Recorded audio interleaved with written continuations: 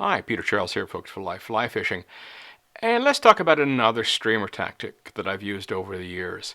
And I guess the best way to describe this is working the fly while it's on the dangle or close to the dangle, which means the fly is almost downstream of us or directly downstream of us.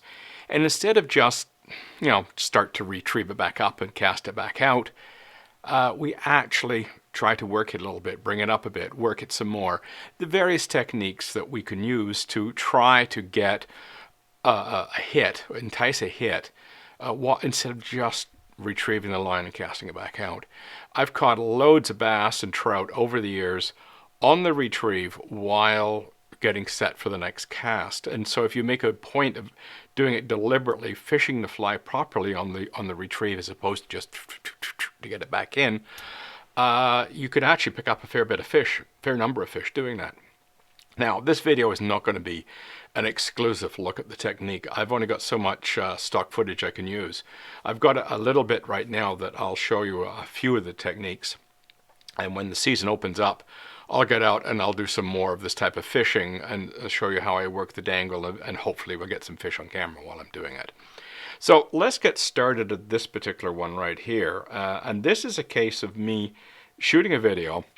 I turned to talk to the camera and whoops, fish on.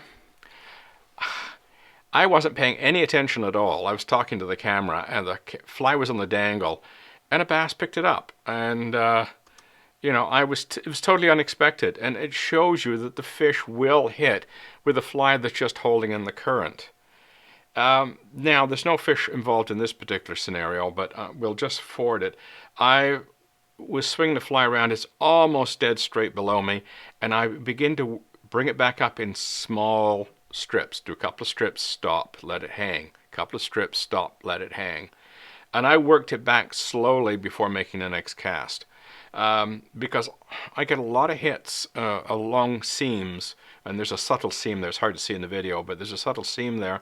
I get a lot of hits on these seams, so I would work it very, very carefully. And then when I figure there's no fish, I'll suddenly speed up my retrieve in order to get the last cast out. But sometimes you'll get a hit right on that retrieve. When you start to speed it up, that's sometimes when the hit occurs. Oh, they're often hard to hook. Here's another example where I'm casting into fast water, and I'm just going to let the fly swing through that fast water because it's moving pretty good. And this is a smallmouth bass water, and they're usually right on the edge of it. They're not usually in it. And I'll wait till it gets into the really slow stuff and let it come around, and it's almost dead downstream of me, and then I'll do just a slow strip to work it back. And in this particular stretch, I often get more fish doing this than I do swinging it through that current. I'll get them on the edge of the current, either side, usually the side closest to me, but sometimes on the other side. But as it almost straightens out at the bottom, and I'll start to work it back, often because there's a bit of a ledge there, I'll work it along the ledge, and bang, there's usually a fish waiting for it somewhere along the line. As I work my way down that run, I'll usually pick up one or two in that stretch. Okay, here's another example. I've cast it out. Now I mend it immediately to slow it down because I want that fly to come across slowly. Now there's two small seams, and there's a dead spot right in the middle of those two seams. And bass often hang in the dead spot. So here I'll stop it right here. Now you can see the line. I've just about reached the second seam, which is a little bit more pronounced. The other one's a little more harder to see in this video. And I'll let it come around, and then I'll mend it over.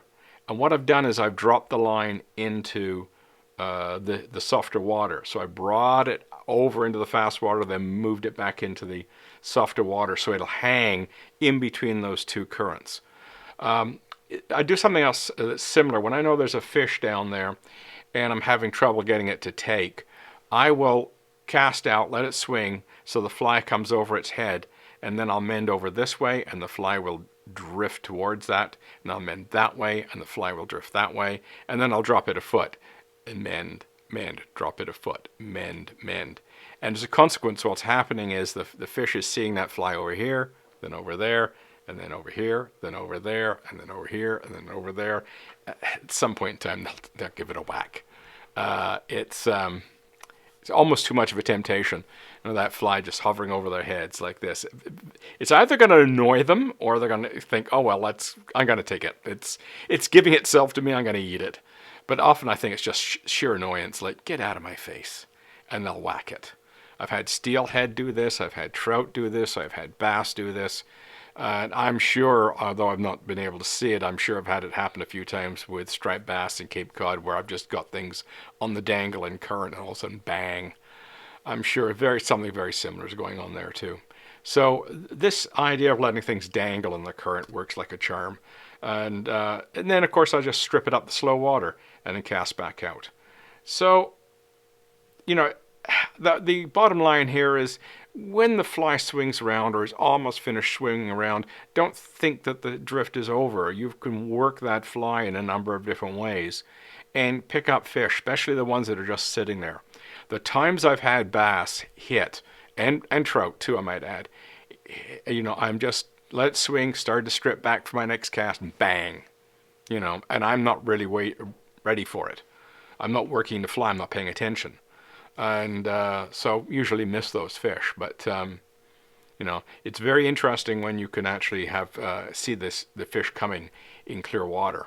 And you see them come up for that fly that's moving along. Because that fly is, when you're stripping back, is, you know, even on the end of a sink tip, it's hardly underneath the water. So it works like a charm.